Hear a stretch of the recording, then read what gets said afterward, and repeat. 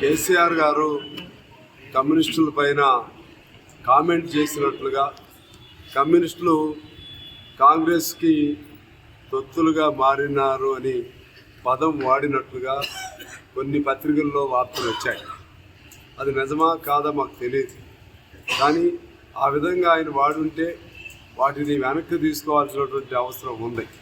ఎందువల్లంటే కమ్యూనిస్టులు ఏమిటి, కమ్యూనిస్టుల చరిత్ర ఏమిటి ఆయనకి బాగా తెలుసు. ఆయనకి సహకరించిన కాలంలో ఆనాడు కమ్యూనిస్టులు త్యాగదనులని, కమ్యూనిస్టులు లేనిదే పేదవాడి తరఫున పోట్లాడేవాళ్ళు లేరని చెప్పి, అదేవిధంగా కమ్యూనిస్టులు ప్రత్యేకించి మావోయిస్టుల ఆ విధానమే మా విధానం అని చెప్పి అనేక మాటలు ఆయన చెప్పాడు. ఇప్పటికిప్పుడు మేము పోరాటం చేయనట్లు, వారే ఏదో పోరాటం చేస్తున్నట్లు ఇటువంటి ప్రకటనలు చేయటం అనేది, లేకపోతే వాళ్ళ ఇన్నర్ మీటింగుల్లో అయినా సరే చెప్పడం అనేది ఇది తప్పుడు సంకేతాలకు దారి తీస్తుందని చెప్పి మేము తెలియజేస్తూ ఉన్నాం. ముఖ్యంగా కేసీఆర్ గారు ఒక మాజీ ముఖ్యమంత్రిగా ఆనాడు తెలంగాణ ఉద్యమంలో నాయకత్వం వహించిన వ్యక్తిగా ఆయనకి గౌరవిస్తూనే ఉంటాం. ఆయన ఆ గౌరవాన్ని నిలబెట్టుకోవాల్సిన అవసరం ఆయన చేతుల్లోనే ఉంది.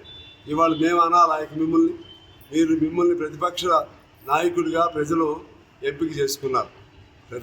ముఖ్యమంత్రిగా లేకపోతే ఇక ఈ మొత్తం ఆకాశం విరిగి మీద పడుతుందా? ముఖ్యమంత్రి పదవి లేకపోతే ఉండలేరా? ప్రతిపక్ష నాయకుడిగా చక్కగా ప్రజల పక్షాల నుండి పోరాటం చేయొచ్చు కదా. మీరు ప్రజల పక్షాల నుండి పోరాటం చేయడానికి సమయం దొరకదు, అసెంబ్లీకి ఒక్కరోజు కూడా రావడానికి సమయం దొరకదు, మీరు మొత్తం ఎక్కడో ఉంటారు. కమ్యూనిస్టులు పోరాటం చేయట్లేదంటే ఎందుకంటే ఆకాశం మీద ఉమ్మేస్తే మీద పడినట్టు ఉంటుంది. పొత్తులో మీకు అనుకూలంగా ఉన్నప్పటికీ హుజూరాబాద్ సంబంధించినటువంటి ఉప ఎన్నికలో ఆర్టీసీకి మీరు చేసిన అన్యాయానికి నిరసనగా మీకు ఇచ్చిన మద్దతును కూడా విత్డ్రా చేసుకున్నాం, మీకు గుర్తు చేస్తూ ఉన్నాం. అదే పద్ధతుల్లో మునుగోడుకు సంబంధించి మీరు ఎవరు చేయనంత మోసం కమ్యూనిస్టులు చేశారు.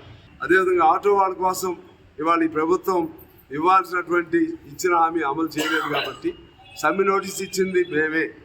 మీరు చేసే పోరాటం ఏంటంటే మీ రాజకీయ ఆరాటం తిరిగి ఎంత తొందరగా అధికారంలోకి రావాలి.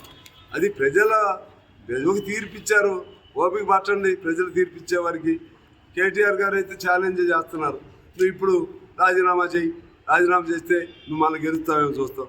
చిన్నపిల్లల ఆటలాగా ఉంది ఇది. మళ్ళొకసారి కొట్టు. ప్రజలు ఒకసారి తీర్పిచ్చారు కదా. మీ రాజ్యాధికారం కోసం, మీ ప్రభుత్వం అధికారం కోసం మమ్మల్ని ఎందుకు అడ్డు పెట్టుకుంటారు? నేను ఒకటే చెప్తున్నా కేసీఆర్ గారికి కానీ, కమ్యూనిస్టులు విమర్శించే వాళ్ళకి కానీ, మేము స్వార్థం అనుకుంటే ఈ పార్టీ 100 ఏళ్ళు బతికేది కాదు. మేము స్వార్థంగా మీలాగా ఏదో ఆశించుంటే అనేక పార్టీలు మా దానిలో వాళ్ళు కూడా చాలామంది మారేవాళ్ళు. మేము ఒకే పార్టీని నమ్మాం, ఒకే సిద్ధాంతాన్ని నమ్మాం, ప్రజల కోసం ఉన్నాం, నిరంతర పోరాటం చేస్తూనే ఉంటాం. ఎప్పుడు పోరాటం చేయాలో, ఎప్పుడు నెగ్గాలో, ఎప్పుడు తగ్గాలో, ఎత్తుగాలో మాకు తెలుసు. అందువలన అటువంటి వ్యాఖ్యానాలు చేస్తే మీకే బూమ్రాంగ్ అవుతాయి, మీకే నష్టం. కేసీఆర్ గారు నిజంగా తెలంగాణలో ఉమ్మడి తెలుగు రాష్ట్రాల్లో ప్రధాన పత్రికలో హెడ్డింగ్లో వచ్చింది కాబట్టి మేము దాన్ని ఖండించవలసిన బాధ్యతగా మేము ఖండిస్తూ ఉన్నాం.